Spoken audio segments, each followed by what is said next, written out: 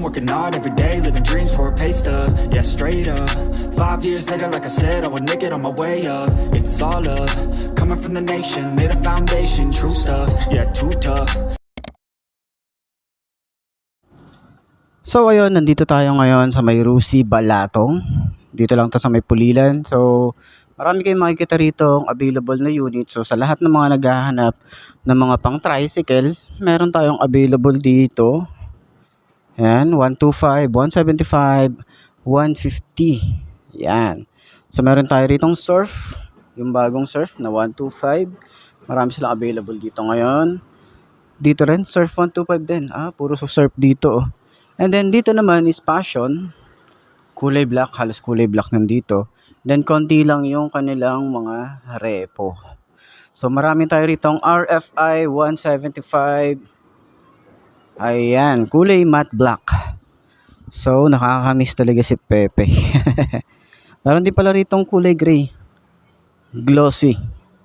Ayan, so Hapan Tricycle, Macho 125. And then, meron silang available na Rusi Cyclone 400i. So, sa lahat ng mga naghahanap ng 400cc, available po dito.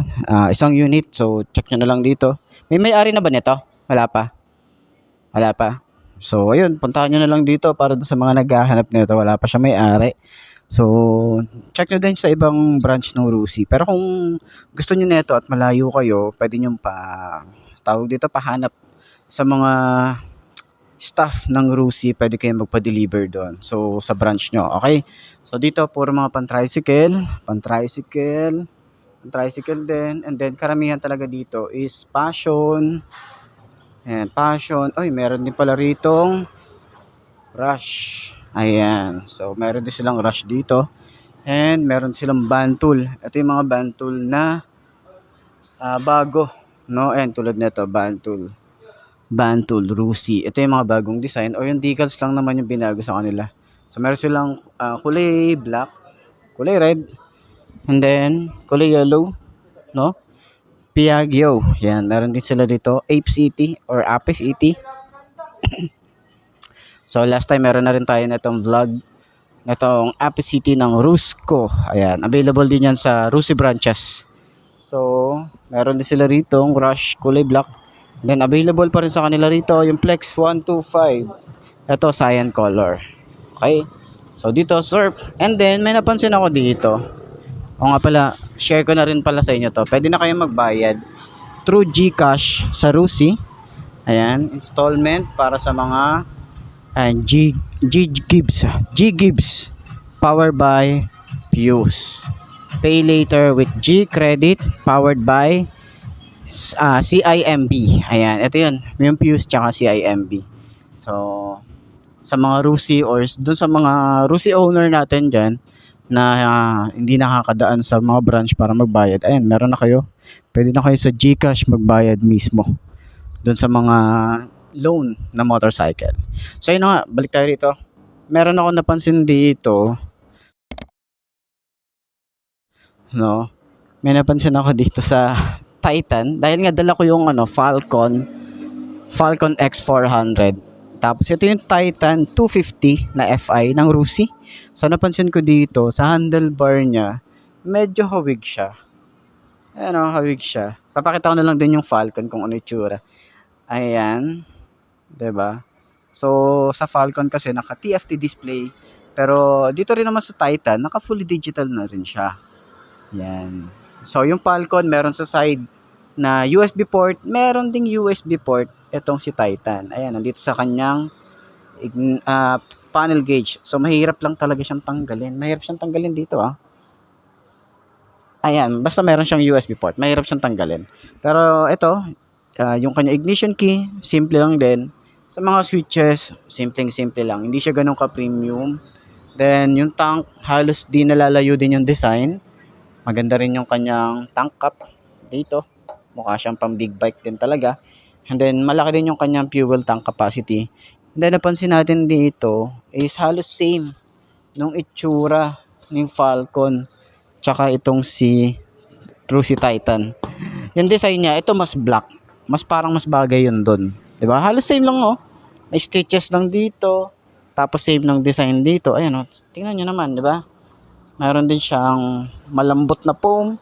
Malapad yung kanyang OBR, so upuan. Ayan, same lang din sila ng upuan. No, halos same. Parang siguro pag sinalapak mo yun doon, kasya. Hindi ako sure pero mukha siyang parehas eh. And then, yung makina, syempre 250cc to. Pero 6-speed na rin to, boy. 1 down, 5 up din yung shifter nito. Di ba? Halos parang ito yung naging little brother ni Falcon X400. Baka isa lang din to ng pinagkuhanan, di ba? So, napansin din natin dito ay yung LED na headlight is, syempre ito, medyo na bago na to. Tapos yung ating signal light dito, flexible din yan. Naka-inverted forks din yan. Tapos napansin natin is parang halos parehas ng design. Mas bulky lang tingnan si Falcon compare dito. Tapos medyo maliit lang yung gulong nito. Tapos naka-single disc brake and naka-dual pad caliper. 'Di ba? So mas payat lang to. And then meron din tayo ritong radiator. Medyo maliit lang nga yung datingan dito. And then meron din siyang cover dito sa ilalim ng ating makina. Halos same lang din nung sa Falcon. 'Di ba?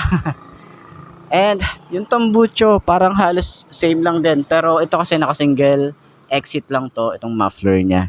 So naka single shock din dito, adjustable din 'yan. Meron din siya ritong tire hugger and then mud guard. Pinagkaiba lang yung signal light niya nandito sa baba, yung kay Falcon kasi nandito sa taas. Pero tingnan niyo naman, halos pareha sila nung ilaw dito sa likod, 'di ba? So medyo lang talaga yun, pag ganun yung exit nun eh. Tapos ito rin, halos parehas and then medyo mahaba lang ng konti yung kay Falcon compare dito sa fender niya. Dito sa likod. Pero dito may hawakan siya.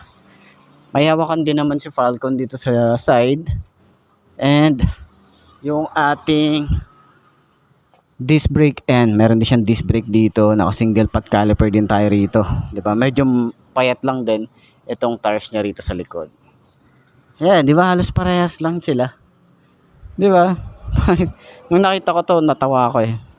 Parang ito nga yung little brother, tapos ayun yung kuya ni Titan. So, ayun nga, puntahan nyo na lang dito para sa lahat ng mga kukuha sa Rusi Balatong or sa malapit na Rusi sa inyo. Available yung mga unit na pinakita ko ngayon. So, papakita ko na lang din yung kanilang contact number para dun sa lahat ng mga kukuha dito sa motorcycle. Dito sa may Rusi Balatong. Okay? Ayos na ayos yan. 5 years later, like I said, I would make it on my way up. It's all love, coming from the nation, made a foundation, true stuff, yeah, too tough.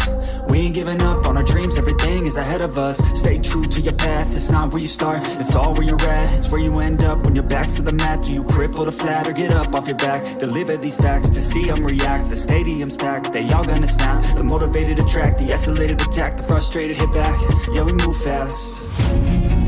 I wanna change everything.